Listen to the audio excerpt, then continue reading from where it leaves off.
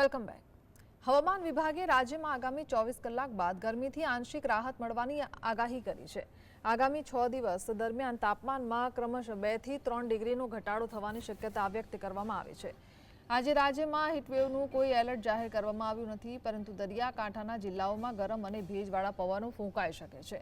સુરેન્દ્રનગરમાં સૌથી વધુ 44.5 ડિગ્રી તાપમાન નોંધાયું છે, જ્યારે રાજકોટ અને અમરેલીમાં 43.5 ડિગ્રી તાપમાન રહ્યું છે. અમદાવાદમાં 43.1 અને ગાંધીનગરમાં 43 ડિગ્રી તાપમાન નોંધાયું છે. સાથે જ 26 મે આસપાસ કેરળમાં ચોમાસું બેસવાની સંભાવના પણ વ્યક્ત કરાઈ છે.